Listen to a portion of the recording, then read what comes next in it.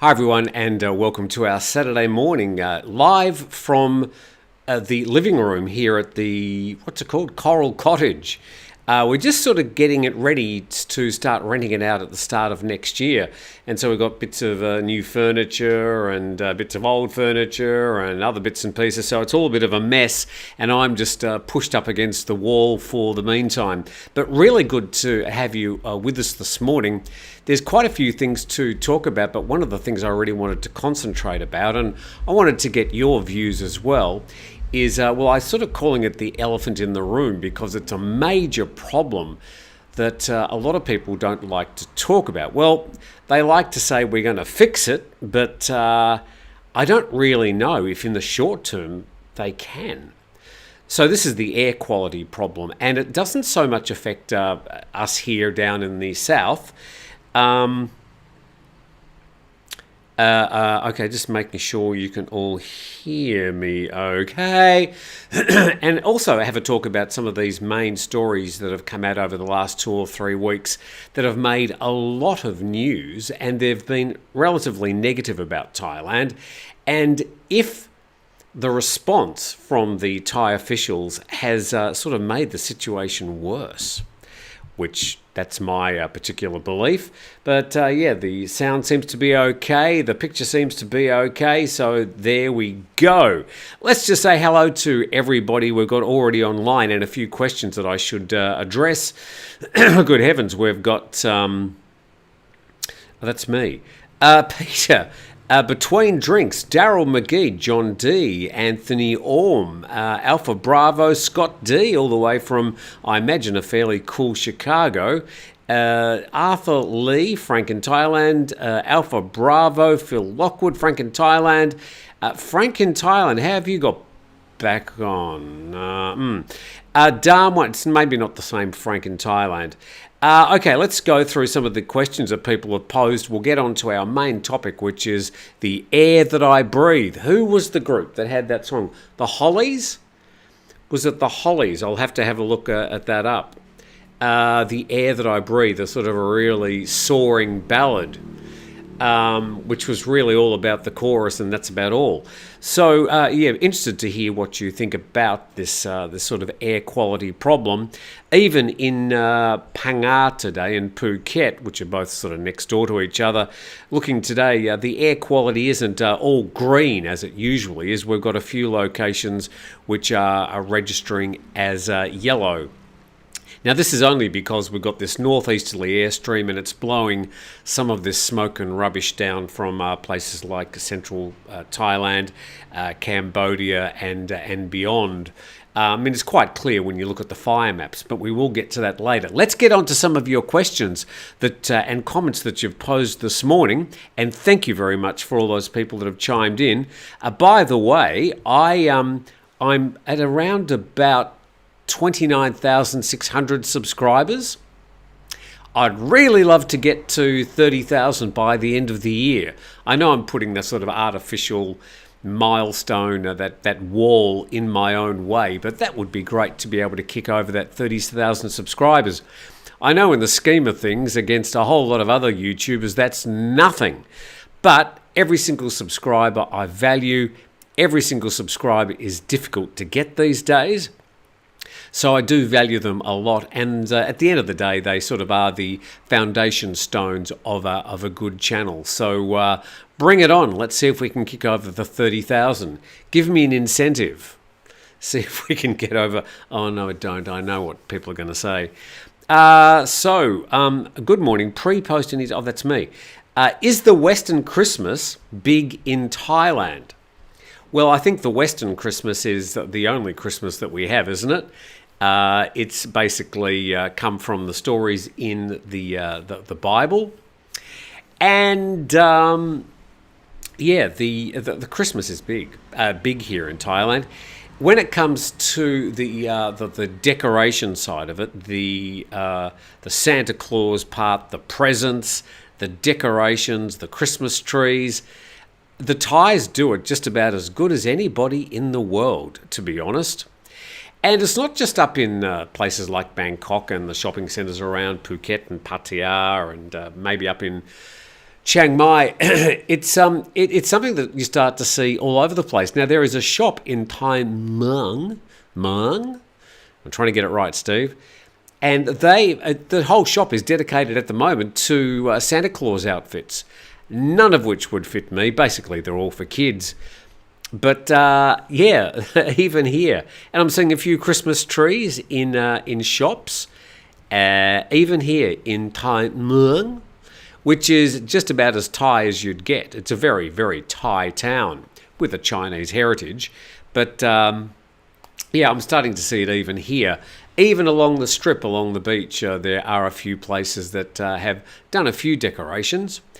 Now I took some video this morning of the market, but I can't transfer because the phone's too late. I won't be able to show you what it was like this morning, very early, waking up. What they've done, we've got this long straight of road right in front of the beach houses, right along here. I think there's some 5 kilometres up to the national park. Then there's more straight road beyond that, which I haven't actually explored yet, but that's something that I must do soon. But what they've done for about 200 metres, yeah, maybe 150 metres, is they've put a huge marquee right over the road, and they've got roadside shops. There would be hundreds, at least 100 shops. There's a little mini carnival for kids. They've got music. They've got 2 sound stages. And last night, being Friday night, very busy. I imagine tonight and Sunday night will also be very busy. And then it continues next week and then into the weekend, I think. So if you are passing by Tai Muang, Turtle Beach, please drop in. Say hello to Steve. Wave as you go by. And enjoy the market. I mean, it's very Thai. Such that if you go to the clothes shop, I know Steve actually bought a few shirts yesterday, which he's threatening to wear next week.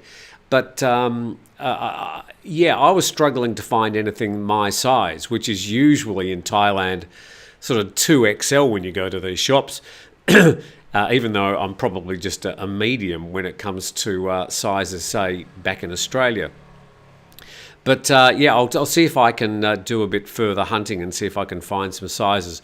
But I mean, the market is pretty much set up for Thais as far as the food's concerned. There's no hamburgers on offer or sausage sizzles. It's all Thai stuff, including there was one shop selling insects, and I was thinking, will I? YouTube? No, I'm not going to go down that track. I've done it before.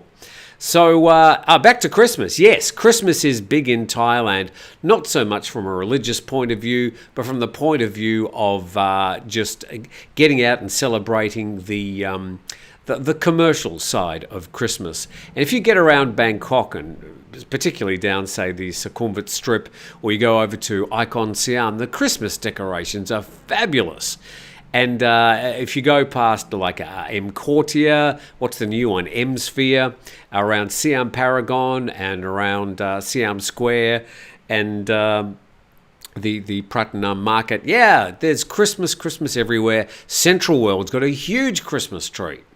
So yes, Christmas is quite big in Thailand, but it's really focusing on the commercial side, of course, because the Buddhists don't celebrate. In fact, if you ask most Thais, what is the story behind Christmas, they really have no idea. Though I said to somebody the other day, do you know what Christmas is all about? And they went, Jesus. I said, well, yeah, that's basically it. So somebody knew.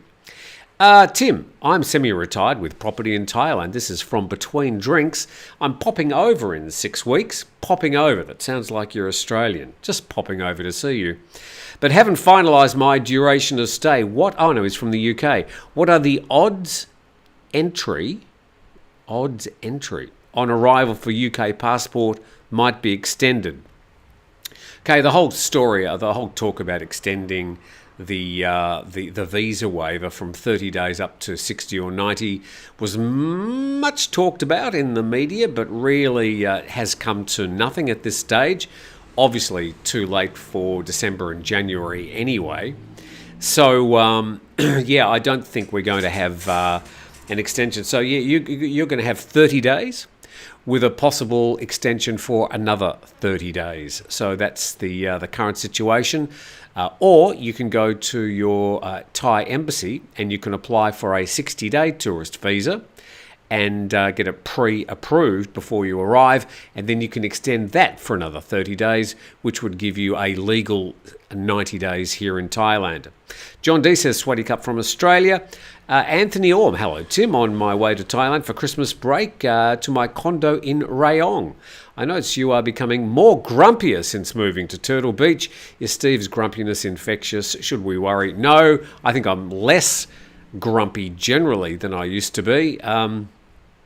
But I'm just looking at it from my point of view. I'm more happy here. So if I appear more grumpy, I think some of the topics and the reaction from some of the commenters has just made me grumpier in recent days. So I apologise if people think I've been a bit grumpy.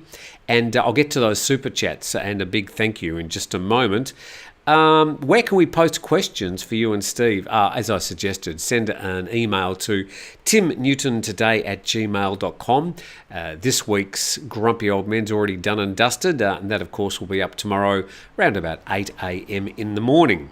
Arthur says, reporting bad air can land you in jail. Where I'm about to report the bad air, so we'll just see if the police rush down during the program. I think that would make an interesting live broadcast, Tim being arrested. Good morning to you all. Very pleasant in Jomtiem, says Dam 1. 28 degrees and a little hazy around the coastline. Yes, we'll talk about that haze very soon, Dam 1, and welcome to you. Phil Lockwood, greetings from Koh Lanta. Anybody know where are the tourists? Not many people here yet. Koh Lanta, that's down a bit south of Krabi. Very, very nice little island. I don't know. I would have thought that some of these island locations would be starting to fill up by now. Let me tell you, Phuket, oh gee, that place is rammed at the moment. Some of the places, like around Cheung Talay and Bang Tao, undrivable at the moment. What the hell is going on? I'm just avoiding the place as much as I can at the moment. So, obviously the resurgence in tourism is lumpy. Some places are busy, some places are not. Even in Phuket, there are some hotels that are still closed, some areas that are still quiet, but other areas very busy. So tell us what it's like if you're in Thailand, you're part of Thailand, and if you think it's busy or not at the moment. Thank you for that comment. Frank in Thailand, question, do people know about the 90-day multiple entry visa at the local Thai embassy in your country? Visit friends or family 90 days, then leave by plane one day. I think, well, it's different in different countries. I know that in Australia you can get I'm pretty sure it's a 90-day tourist visa, which you can extend for another 30 days. So it's going to depend. You need to look at your own country's embassy website to see what opportunities you have for a tourist visa or a longer-term visa if you're looking for that.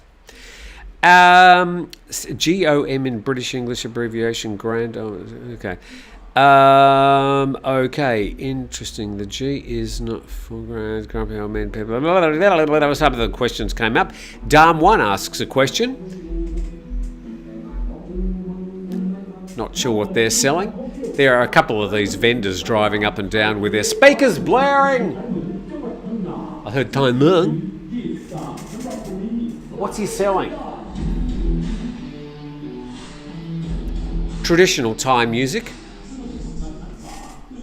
I don't know what they were selling. What a dumb one. Is a medical insurance worthless? This is a good question, dumb one. In a foreign country, if the patient is unable to communicate for whatever reason. Well, now this is interesting, and I suppose we're talking about this poor Taiwanese man that we learnt on Monday had passed away. He's coming back for another run, is he? I think he is, or it may be another one. So they turn the bass up so high, thinking it's going to wake you out of your bed. I suppose it would. So, he ended up being taken to a private hospital. They said, no, take him to another public hospital. There's been a few stories come out from that hospital about why they wouldn't take this gentleman. We'll get into that as the investigation continues. I don't have the latest on that story in front of me. But yeah, if you're unconscious and you're taken in an emergency to a hospital, how do they know what your insurance situation is? As I've said, they should treat you anyway and worry about recovering the treatment costs later from either the person that caused the incident, the government, the insurance company, whoever it is. I think they can worry about that later. The first priority should always be a person's health, no matter where they're from. And the law in Thailand is that if you're a private hospital or a public hospital, that they have to treat you for at least the first 72 hours if you're an emergency. So I think that's going to be an interesting case. Maybe if you are travelling around, to put a photocopy of the front page of your insurance policy in your pocket, along with a copy of your passport. Don't carry your passport around. I don't recommend that. But yeah, maybe it's incumbent upon us to put a photocopy of the front page of our insurance in our pocket. It is a difficult situation, but you'd like to think that the law will come down pretty hard on this private hospital named as the Vib Haram Hospital in Bangkok, and that all the hospitals will be told you treat an emergency if they come to your front door. The conversation between the hospital supervisor and the Rescue Foundation was quite interesting. The Rescue Foundation saying, well, they're here now, it's up to you to treat them. So it was quite interesting that the Rescue Foundation were calling out the hospital, saying you have to treat this patient. Thanks, Dom. One good question. Okay, a few others. Let's get to these super chats, and I do really appreciate the super chats when they come in. Firstly, Scott D, thank you very much for your ongoing support all the way there in Chicago. When are you coming back to Thailand again with your lovely family? Anyway, thank you very much for your generosity. Celebrating my 20th year wedding anniversary with the first ceremony in Khon Kaen back in July of 03 and our Chicago ceremony in December of 03. Okay, my wife is an accountant for a publicly traded aviation company. Very happy. So Scott's got everything sorted, and 20th wedding anniversary. So congratulations. And I'm sure you will come back to Thailand at some stage, probably in the next year, I'm thinking. But thanks for your generosity, Scott. And to John S. in Melbourne, thank you very much, saying have a coffee. And that's a very good idea. At the moment, I've only got water, but I've had a coffee in here earlier. And Thailand Thomas says, hi Tim, can you say something about the celebrity fundraiser football game in Bangkok today to help injured dogs? Well, I'm happy to do it. You didn't have to pay for me to talk, but I'll do it very happily. I'll find it here. Where is it? Thomas Bock, here it is. So how do I zoom in on this? Because I don't want people to see the rest of my conversations. Anyway, here we go.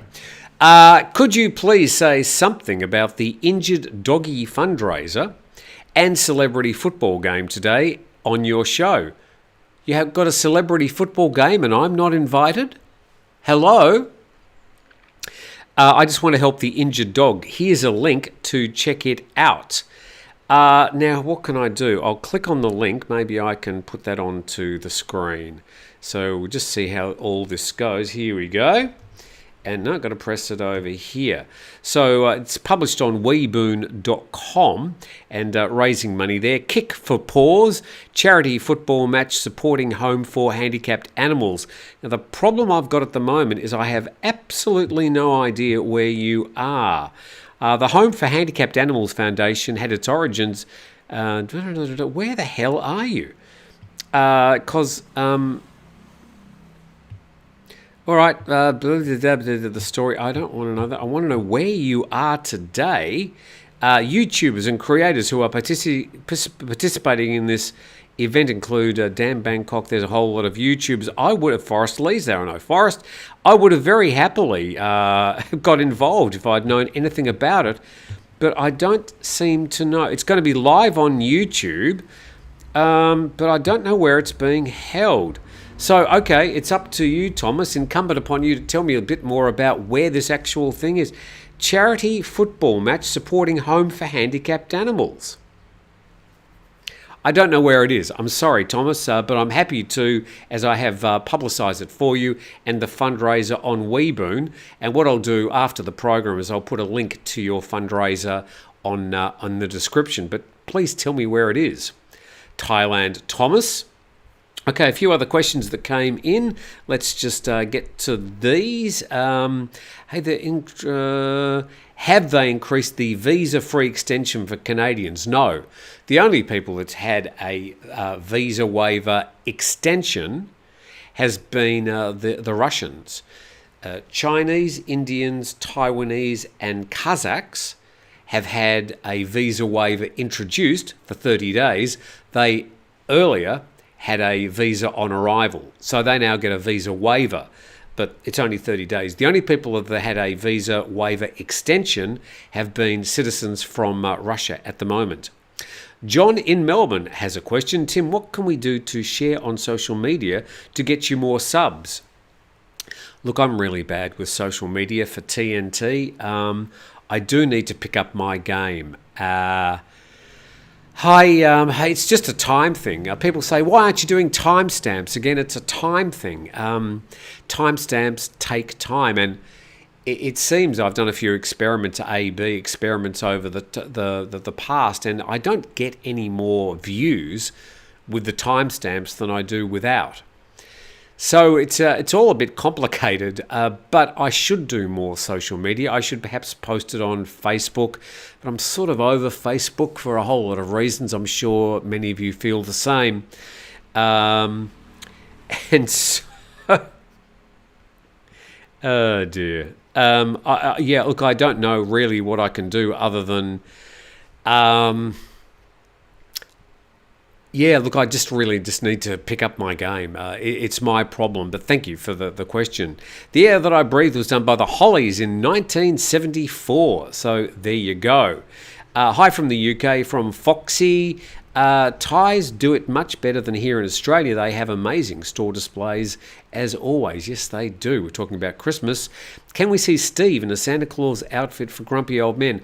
Look, Steve and I do a program on Sundays. Otherwise, I'm sure some of you think Steve and I live together, or we just spend all day talking over the fence. Steve lives about 200 metres along the road. I sometimes run into him walking past, and we have a quick chat literally over the gate.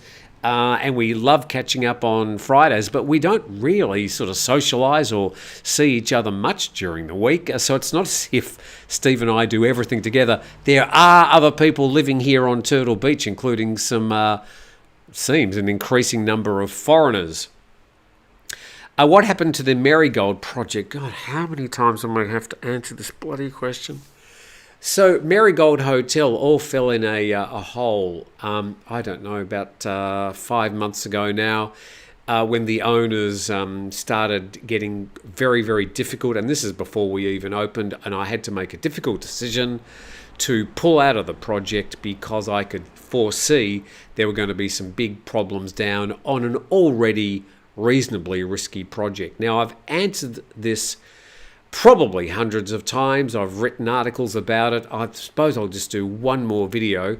I never want to hear the words Marigold Hotel ever again.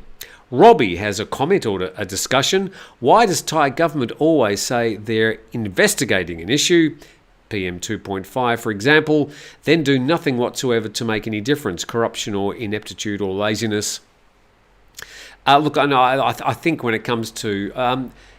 often they will say there's going to be an investigation, and yes, they do an investigation, and sometimes police or corrupt officials or even MPs end up in prison over these matters. The former Prime Minister's currently he's in detention in a hospital, but he's basically imprisoned. He can't get out of there. So when it comes to PM 2.5, I think whatever they decide to do, barring going and personally putting out the fires, they really can't do much. If they're talking about getting people into electric cars or replacing diesel buses with electric buses. I mean, these are things that they're doing, but it takes time to do these, to replacing one energy source with another. They can't do this overnight. I think you've got a lot of hope with the new government that they are trying to tackle these problems and they're being fairly earnest about it. And the Prime Minister seems to be saying quite a lot about it, and they've introduced a Fresh Air Act, which actually lays out some specific things that they can do. Whether this is going to make a big change to the air quality in parts of Thailand, particularly central and northern Thailand and parts of the northeast, for the next 4 months during this, what we call the burning season, I don't know. I sort of doubt it. Now, let's just have a check of the air quality today, since you mention it. And here we go. We'll go to this page. And, is it going to work? There we go. This is IQ Air. Let's press... No, is that working? There's the most polluted places in the world. At least we're not on that list. Usually places like India, Pakistan, Bangladesh are the other countries with the worst air quality. But let's go to the map, and we can see down there we've got Phuket and plenty of green, but a few yellow this morning. The yellow being worse air quality than the green. And the more orange and then red and then purple it gets, the worse the air quality. So zooming out, and we can sort of see Thailand. My zoom doesn't work particularly well on this. And can we just scroll down? One finger, what does that do? So there we go. We've got Bangkok up the top there. Plenty of orange and a bit of red, and that's heading all the way down through Chonburi and into Rayong as well. And if we want to go a bit further north up to, say, Chiang Mai, let's see what comes up. Well, not quite as bad up there. We've got a few green spots, but plenty of yellow and orange, which would mean we do have detectable smoke. Certainly you'd be able to see it, maybe even start to smell it at that level. And also in the northeast of Thailand. Let's just go to the fire maps, and this is an important source that I use every day. Shows basically live the fires that have been lit either in the last 24 hours, the last week, the last month. It gives you a lot of data, and we can see there, for example, Central Africa has a lot of fires going on there. I don't know what the problem is there. I haven't really studied it. But if we go to Thailand, this is sort of zooming into Thailand, and not as many fires that we... Oh, hang on, I'll go to the map. That'll help you. Sorry. That's what you want to see. And we've got quite a few fires there in central Vietnam, not that many in Laos. We've got some in southern Myanmar, and then plenty in central and north central Thailand, as well as the northeast, just zooming in a bit further. So at the moment, a lot of the fire activity is happening in Thailand, but the actual real hardcore burning season doesn't start until, well, officially the start of next year. We've got January, February, March, April. They're the worst 4 months every year. And that burning season has just got worse and worse over the past decade. I'm not sure before then, but I think it was probably not as bad. This is because the agricultural sector is planting more corn, it's planting more sugarcane, the crops that are in demand, and it's the burning and the preparation of these fields which is causing quite a lot of the poor air quality at this time of the year. Sure, the pollution around Bangkok is not that good. It's maybe, as far as cities around the world, is probably somewhere in the middle. But it's not the main cause of that smoke that we see up in the atmosphere that floats all the way north and south wherever the winds are blowing. So that's the fire maps, and there's the you can see the website up at the top. Or if you just type in fire maps NASA, you'll be able to find that website on Google at any time. So the air quality is an issue. Just a bit more about that. Let's have a talk about it, because I think it's an existential problem for Thailand. And the more the government talks about it, the more discussion about it, the more it's going to end up in the media, and the more people are going to express their opinion about it. And whilst nothing is really happening, and the situation just is bad, and people start getting sick, and they start reporting about the number of people reporting to hospital with respiratory diseases, the worse the situation becomes. Because people are going to start seeing this when they're booking a holiday. They're going to be going, Chiang Mai, it's such a beautiful place, but I really don't want to go there for the first 4 months of any year. I don't want to say anything bad about Chiang Mai. I think it's a beautiful part of the world. But it does have this huge problem. Well, I mean, it's not just Chiang Mai, obviously. It's the whole north of Thailand. But I mean, Chiang Mai is sort of the focus with its big international airport there. So I think on an ongoing basis, people are going to be a bit selective about the areas they travel during this burning season. May be good for some of the southern islands, may be good for Koh Samui. Now, somebody said something about, again, it's on the phone, about the air quality in Hua Hin. They asked me to bring it up. And they said the air quality was very poor in Hua Hin this week, and to mention that. So if we go back, let's have a talk about Hua Hin today. And we'll go back to the map, and as best I can, it doesn't like zooming in. So here we go. And if I go down, here we go. There's Hua Hin there. Cha Am and Prambury. So that focus of little yellow dots suggesting that there is moderate air quality in Hua Hin today. I think the situation has improved during the week, but it's looking pretty nasty generally around Bangkok. What sort of winds? We've got northwesterly winds there. So that's blowing the smoke down from, whatever, northwest of Hua Hin. And we just go back to, how do I get back to Bangkok? There we go. It doesn't like zooming. It works a whole lot better on the desktop than it does on the iPad. But you can see Bangkok's just got a shitload of red and orange, so not a pleasant place to be today, and sorry for those people that are putting up with the poor air quality. Well, what can we do about it? Well, we've all got to breathe. There's nothing we can really do to stop breathing. Yes, you can put in air purifiers in your own homes.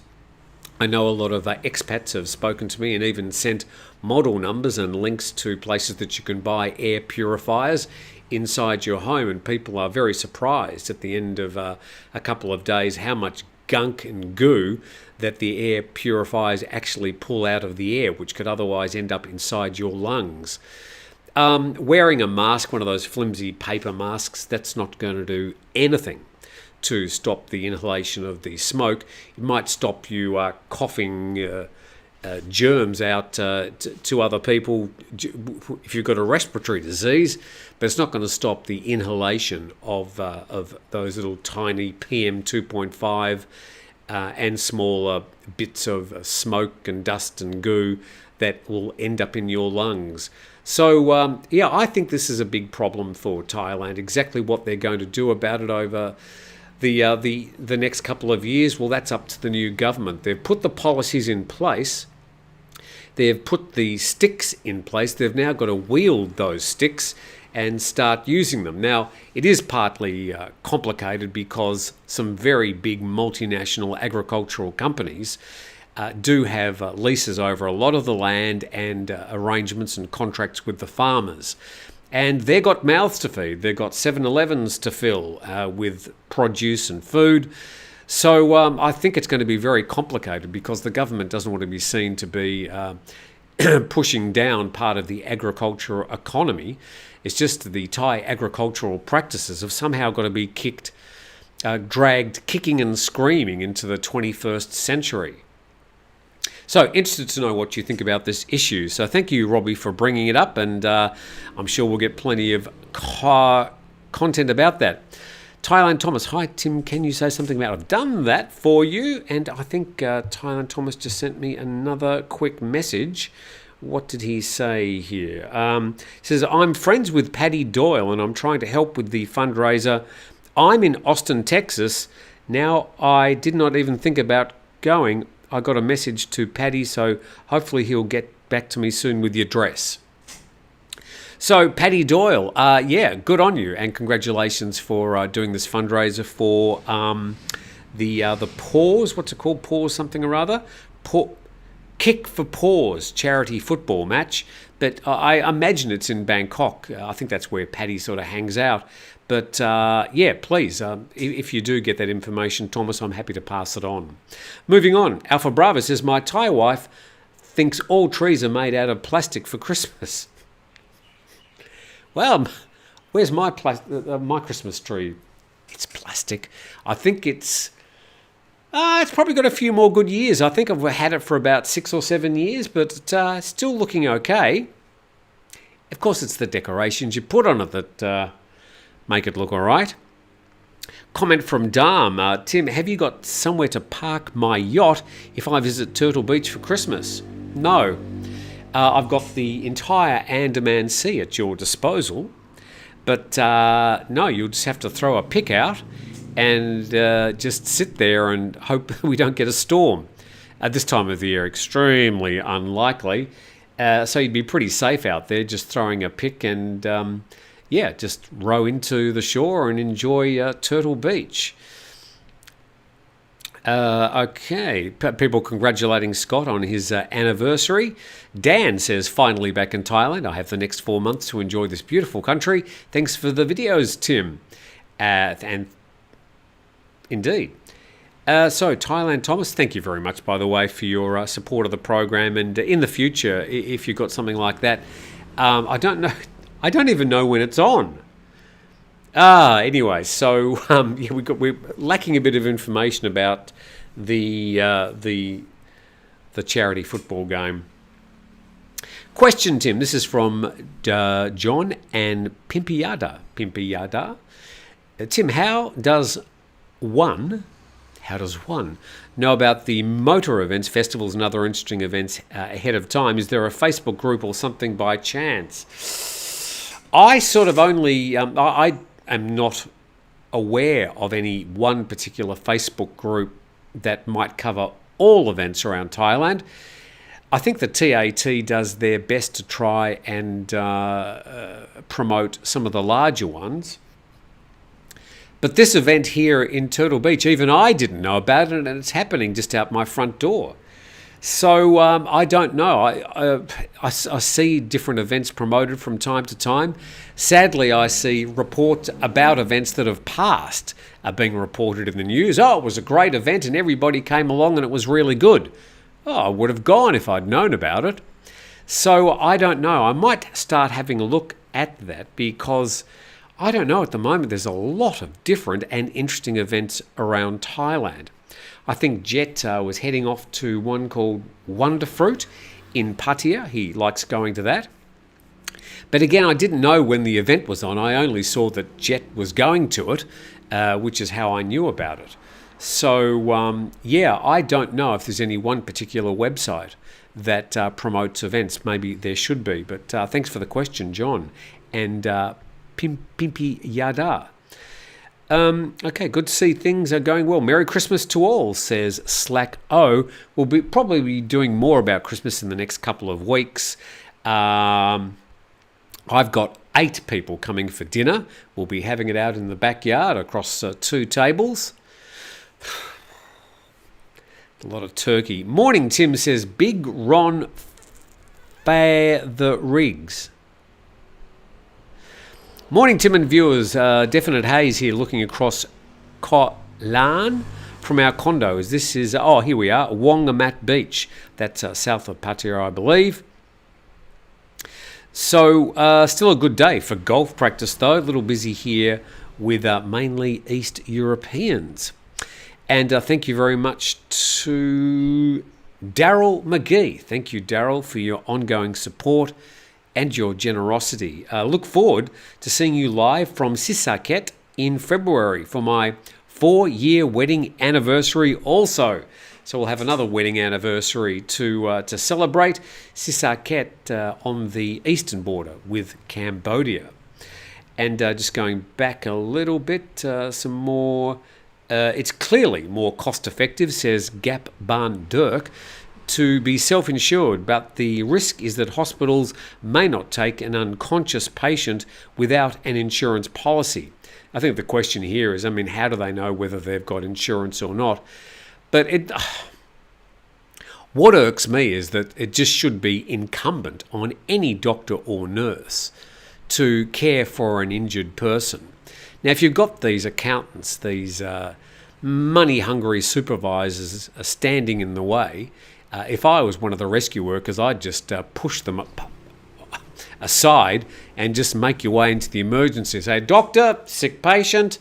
I think I'm going to do a bit more asking around about this. I think if we get another story like this, it's going to look particularly bad. This story about the dead Taiwanese man's already been well reported around not just Thailand and Taiwan, but around the world. Okay, so what else have we got here? As Steve often says, any solution to the air pollution will have to be structural and holistic, says KJ. Good points. Pretty sure it's not just the burning of crops, but also heavy reliance on cars and fossil fuels plays a part. It plays a part right throughout the year. But particularly the next 4 months, there is this concentration of the burning season, as they call it, which exacerbates any low-level air pollution that exists throughout the year. But I think it's sort of right. It's some sort of long-term and holistic approach and education, saying to people, if you see a fire, report it. Here's a phone number. It's not good to have these fires burning. I was doing some burning off this week in my backyard, a new property. I had some video of it I was going to show you, but it's on that particular iPhone, so I can't. But I just we had a whole lot of dried grass, and the grass was this long. We cut it; it was lying around, so I just had some burning off. In Australia, I couldn't do that, but here in Thailand, they gather all the dead leaves and they just light a fire. That doesn't help, but of course it's minuscule in comparison to some of these plantation fires. Okay, what else we got here talking about the air pollution problem, as I call it, the sort of elephant in the room. Be careful, Tim, don't bad-mouth Thailand. You get people in khaki shirts knocking on your door. That's from Ross Kennedy.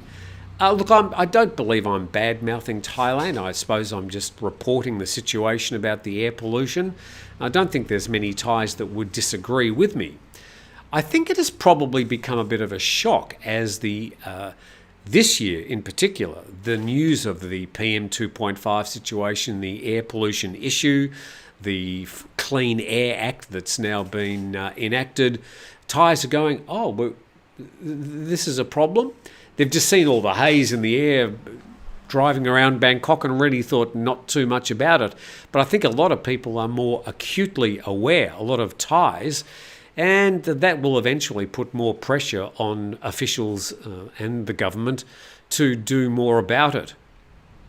The one department that does absolutely SFA about the pollution is the Pollution Control Department. They always seem to be saying, we're looking into it, or we'll speak to somebody, or they'll agree that things are a problem.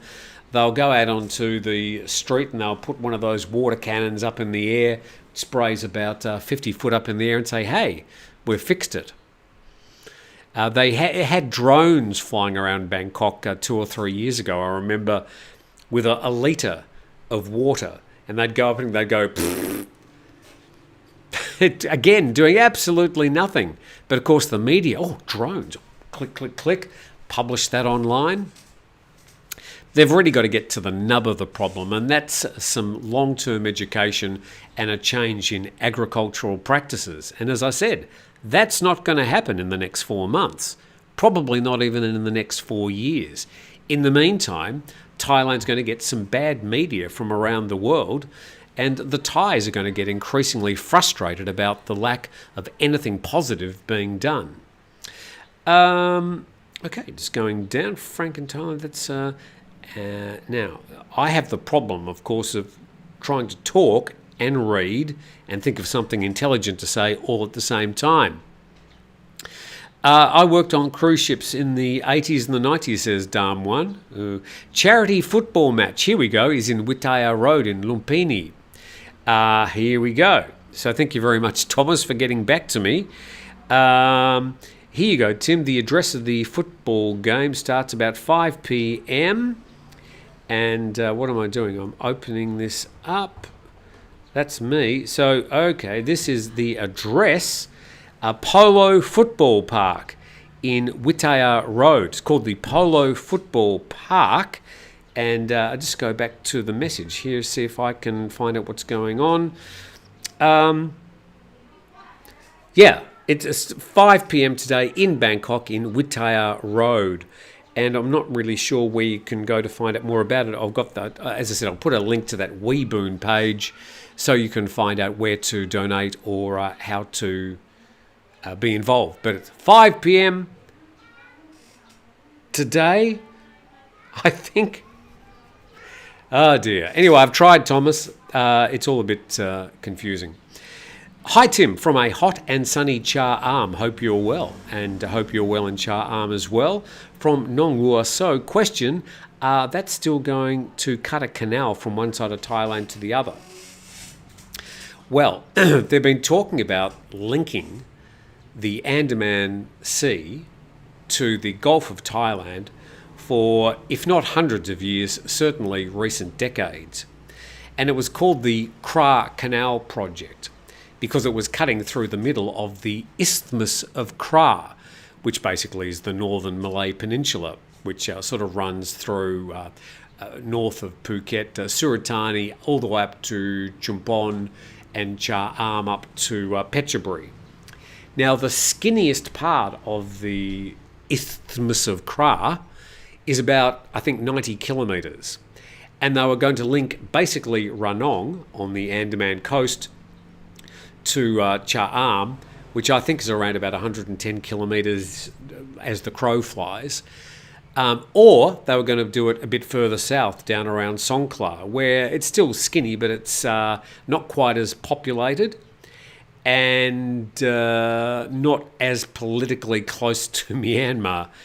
And they were going to basically dig a canal through the middle, a bit like the Panama Canal. So you'd be able to go from the Andaman Sea, sail through the canal to the Gulf of Thailand, and then either on up to Lam Chabang, I think it's called, the port up near Bangkok, or into the South China Sea, Japan and Thailand and South Korea beyond, or of course the other way as well. And it would have taken, they thought, 2 to 3 days off the journey, which currently takes them down south to the bottom of Malay Peninsula, down under Singapore, and then up through the Malacca Straits, which is dangerous, busy, dangerous because of the piracy, which is still a problem. So there is probably a need for this.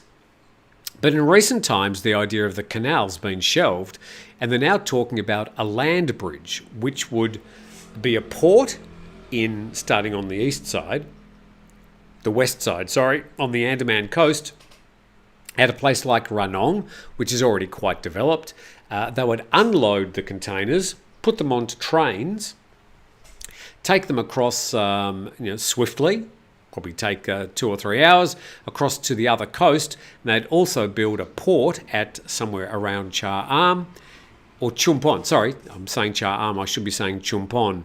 And then there'd be a port there, and then they'd put them back on new ships, and off they'd go.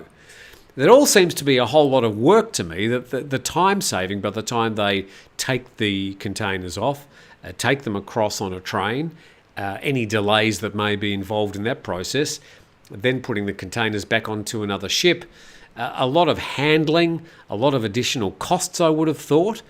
Whereas if you had a canal, you just arrive at one side of the canal, keep sailing through, and you're on.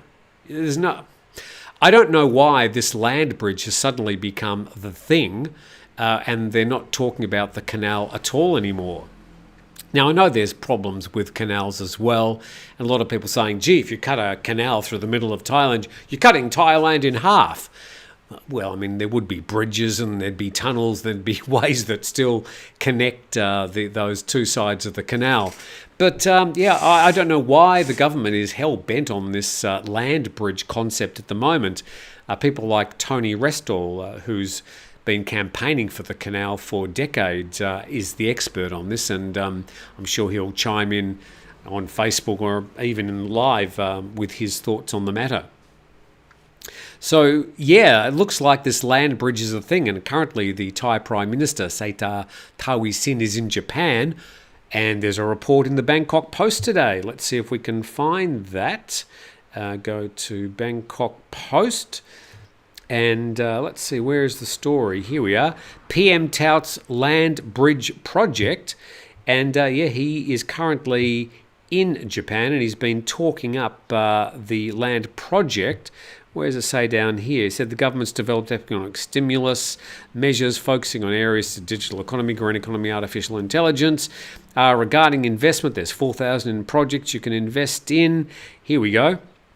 Mr. Srettha said the government's also prioritised infrastructure development, such as the Land Bridge megaproject to create a new logistics transport network connecting the Pacific and the Indian Oceans with seaports, rail systems and road systems.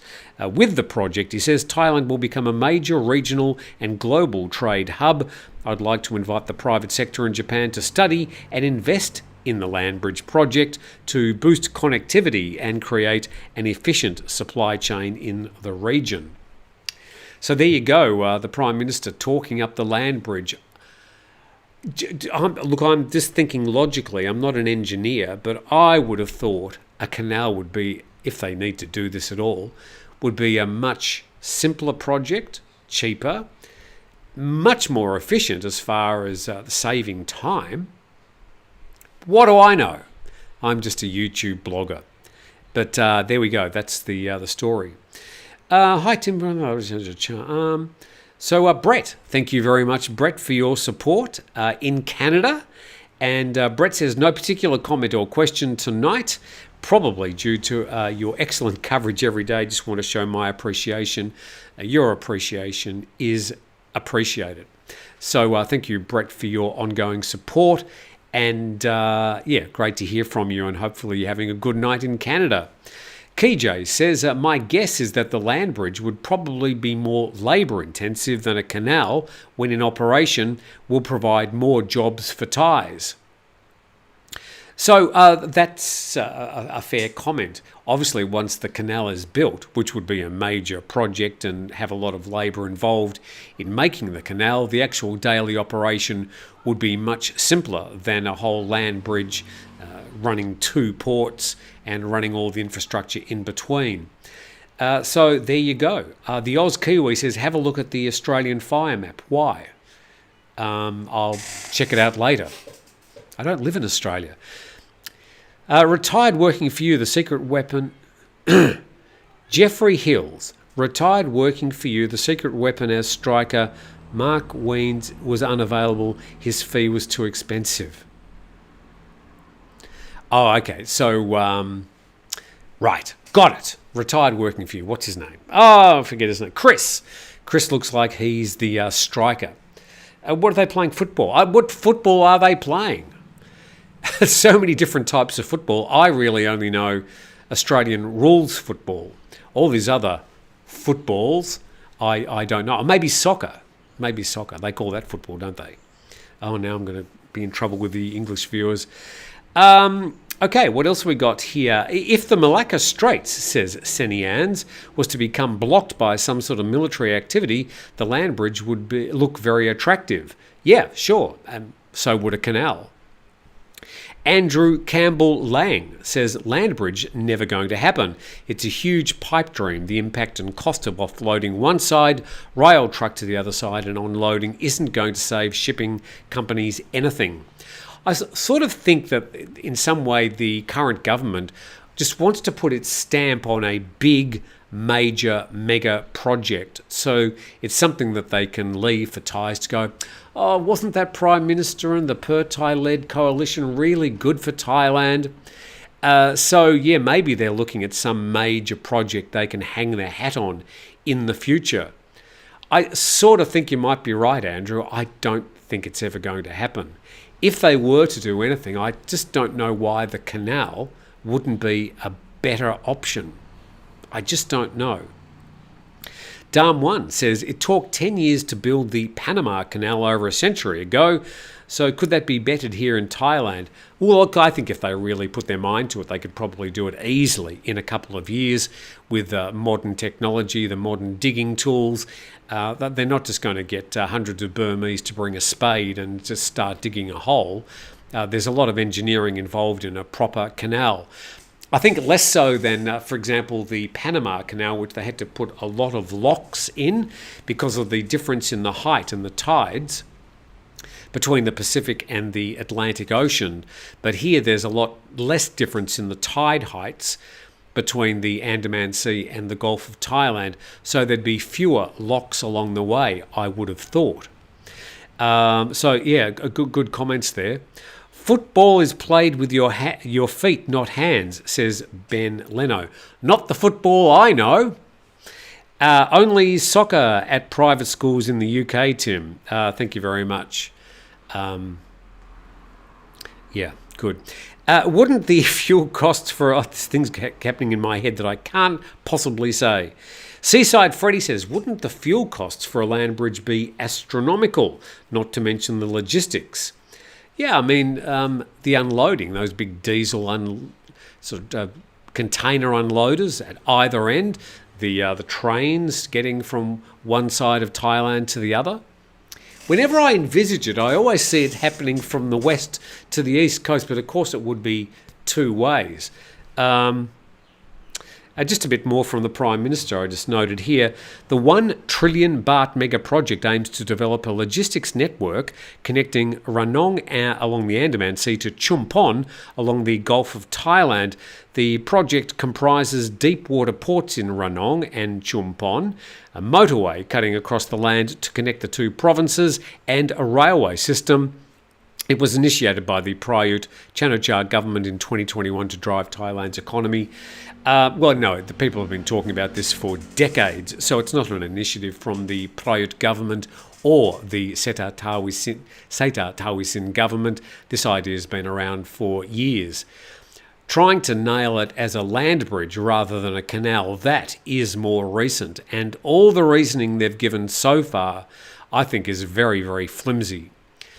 If cooler heads prevailed and an engineer was involved, I'm pretty sure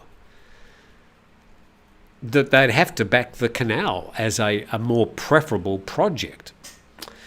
Tony Wright, hello. Tony says Panama Canal currently dried up, big issue for Brits and EU with a shortage of Christmas presents. No ships going through. Oh, that's not a problem, Tony, because Santa, he flies. And he does all the presents on Christmas Eve. So not a problem. Don't worry, there in the UK, Santa will make sure that all the presents get to you by Christmas Day. Just hope the reindeer are okay and at least they've got water, even if the Panama Canal hasn't. Terry Colvin says, I worked special comms in Panama, 1981 to 84. Motorbike. Japan was pushing for a new canal through Guatemala. This would be a much wider canal so that those huge tankers and RORO ships could transit. Paul Jennings says twice as many ships needed as well. Alpha Bravo says, but if the Hutu in Yemen blocks the Red Sea, it's no use anyway. We're not going to get into that. Alpha Bravo says land bridge saves only 600 kilometres. Unloading, transport, onloading cannot be quicker or cheaper. 600 kilometres. You're telling me that from Ranong... Oh, okay. No, it would have to be longer than 600 kilometres. It would have to be. It would be at least a couple of thousand kilometres. From the Thai borders down through the Malacca Strait, under Singapore, and then up into the South China Sea... No, you'd have to be more than 600 kilometres. Surely, Alpha Bravo. Miles, nautical miles? Oh, I think it'd be more than that too. The canal would be the most efficient but more expensive. Interesting, Ron. So the cost of building 2 ports, all the infrastructure, highways, train lines across 90 kilometres of land would be cheaper than building a canal? Okay, fair enough. Good to hear your thoughts. Panama Canal currently dried up. Frank in Thailand says trains can be electric, but yeah, it will cost a lot of energy that's needed to be generated. Trains, yeah, sure. Wouldn't the fuel costs for a land bridge be astronomical, not to mention the logistics? So there we go. A few more comments. No, it's only 600 insists. Alpha Bravo, depends a bit where Kra Canal would be built. The canal was from Hangzhou to Beijing. Okay, we're sort of getting into other things. Guatemala Canal is cancelled, I'm informed by Alpha Bravo. Between drinks, says Tim, I'm Australian. You were correct, but travel on my UK passport. There you go. Depends a bit where Kra Canal would be. The canal was blah, blah, blah, blah. Darren Jones says, not all bad. My Christmas presents will be testing myself down Nana Plaza. Girls, tea bag timer. Oh, God. 4-year expat. If you look at queue times for Suez Panama canals, which would apply to any Thai canal, it'd be quicker to sail around Singapore. You already noted all problems with land bridges. David Hodgson, an apology and an explanation, says, morning, I'm late. David, that's simply not good enough. I do need some sort of formal written note from your parents or from a guardian as to why you're late today, and you better get it to us quick. Hello, David, says Alpha Bravo, don't encourage him. And David Hodgson, good morning, better late than never. So everybody's talking to David now. So there you go. Look, I think we've had an interesting chat about the land bridge, also about the, I think, an existential problem of air quality here in Thailand. And of course, I always invite your emails, timnewtontoday@gmail.com. I also, if you haven't already subscribed, would both warmly recommend and heartily request your subscription, because we do want to push over the 30,000 mark by New Year's Eve. We've got 3 weeks-ish to get it. I think we'll get it. So it also depends on the topics. If I get a really hot topic, we get lots of views. That also gives us lots of subscriptions as well. So I hope I've done my best to bring you up to date with some of the issues. And I think the air quality issue is just going to be the hot topic over the next 4 months, barring any other foreigners behaving badly, etc. So, let's hope that it's not going to be as bad as last year, but I fear it could be worse, and that the government's just going to be, wringing their hands, just not really knowing what they can do, as the agricultural industry will just press on and do what it's done to get the goods into the trucks and down to Bangkok. Hit that like button, says Frank, and I heartily agree with you. Thank you very much. Wait, I have to go and get a bag of ice for my Leo. Hot topic, better hot weather girl. Look, I always thought, those of you that have been with TNT and Tiger before would know that I've always thought doing a daily weather report with a Thai ladyboy would just be fantastic. And the smarter the mouth they've got, the better it would be.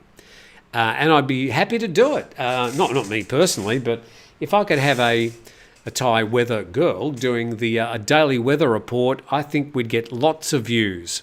And we could certainly have some fun with that. So, I don't know. I'm going to have to be making a whole lot more money from the Daily Show before I can contemplate that. Hot topic, Rudolph is sick.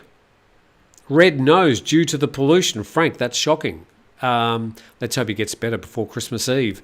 Dan One, have a lovely weekend. Love your show, Tim, says Eric S. Sorry I started viewing late. I can catch up with it later. Alpha Bravo, Natty. Haven't heard from Natty for about 6 months. I'm sure she's okay. Steve Ross, no. Awesome interior design. Well, as I said at the start of the program, this is bits and pieces. Oh, that's Dusty there. Hello, Dusty. Joining in late. This is going to be very, very beachy themed. I've got bits of the old. We're going to have a new picture up there. Got a new light fitting. Going to have orange and yellow cushions on this new settee here. And there's got some big beachy photos to put in there, so it's going to be very nautical, following the beach house theme. So we're slowly getting there. How does Santa get in the houses here with no chimneys? Darren, I think that's an important topic to discuss, and we probably need to evaluate the access and easy egress by Santa to bring the presents. I'll probably just leave my front door open on Christmas Eve, and I'm sure he'll be able to find his way. Making his way through the air conditioning ducts, I think, given his current Pompui, he's a little bit fat. I'm not sure if he'll be able to fit through the air conditioning ducts. Weather pundits are quite entertaining here in the States. Yes, I don't know what's happened, but over the last 30 years, the weatherman, weather girl, has turned into a sort of a thing that they sort of have to have a bright, bubbly personality, be particularly attractive, or just be completely insane. I would have thought somebody who's worked at the local meteorological group would be a far better employee. But I think a hot ladyboy with no knowledge of the weather at all would be really entertaining. We'll have a great weekend, everybody, says Andrew. That's why he has a hole in the ceiling. Yes, I've got to get that hole repaired. We've got 3 or 4 tiles I have to repair in the ceiling as well, and we've got to put some curtains along this window.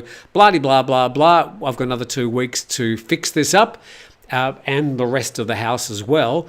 So I've got 3 rentals already for this particular venue, including one on January the 8th. So January the 8th is D-Day. I've got to be out of this beach house and into number 3, where I'll be living before number 4, which will be my home, is finished sometime in the next couple of months. So very, very busy. If you've got a spare arm, come and help with the painting, because there's plenty to be done. And Ralph chimed in late, says, good evening from Seattle. Okay, not going to mention that. Seaside Freddy. And the Wu-Tang Life Santa just sends cash through a cash app. It's Thailand. There you go. I'll give you my QR code, Santa. And there's Dina going to say hello to Dusty, and going up to say hello. Hi, Dusty. What's going on? And having a look out the window, you can see just next to Dina, there's like a tray. There it is. There. It's just getting awash, the actual fabric that goes in there. It's hard to do this backwards. But usually the cats can sit on that. I call it cat TV, and they love just sitting on there and watching the world go by out the front. So Dina and Dusty enjoying the new chairs. There you go, the cats, Dina and Dusty. Dusty, who we found out 2 months ago, after some 8 years, is in fact a boy. We didn't know. There you go. So poor old Dusty has been sexually compromised for all that time. We've been calling her a girl. Thanks for dropping in. Have a great Saturday. Got Grumpy Old Ben tomorrow. Then back, of course, with our usual TNT Daily News program on Monday. Thank you for all the messages and support during the week. I've had to block a few people because of some of the horrific things you've been saying, but you won't know who you are until you try and check one day and find your comments haven't been published. So thanks, everybody. Poor Dusty. Dusty, despite her sexual ambiguity, is very happy. And we look forward to seeing you next time. Have a great Saturday and stay safe.